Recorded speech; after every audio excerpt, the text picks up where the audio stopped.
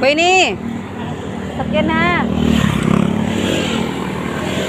Tabi ka po kuya.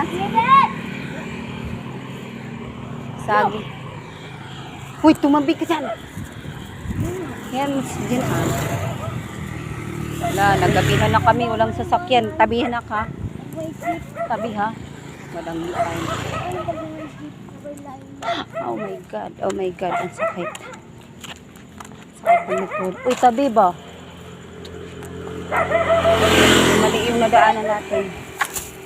Wala talagang sasakyan halos. Oh. Hindi kami nakasakay. Ikaw ko inibit, marakag si kuan yun, tikla. Si Takya. Paano kaya pag sumakay na tayo dito? Tara, bilisan natin kaya habang wala pang sasakyan.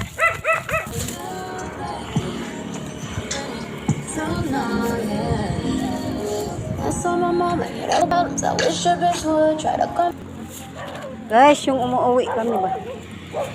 Ay, umuwi kami guys, wala nang masakyan na jeep.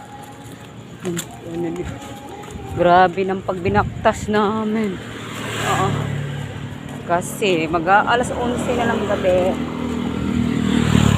Wala namang dumadaan. Di ba pa dyan? Kaya kami nahihiya din magtanong minsan.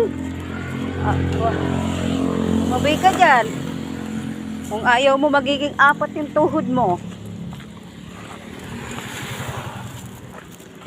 Naglalakad si Takya. Lalo nang mahaba yung binti nito. Para na tong panungkit. Takya. Takya. Aba, nakarating na lang kami sa malayong lugar. Wala pa rin kaming jeep nakita. Asa naman kayong mga jeep? Ay naku, nangatulog na mga driver sa jeep. Alas 11 na ng gabi. Dito lang, Queenie. Dito lang tayo.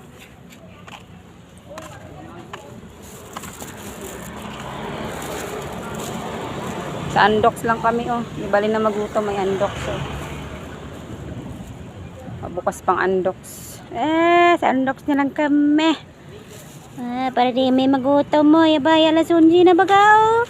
Bugoy! Naku, bugoy! Walay jeep, bugoy!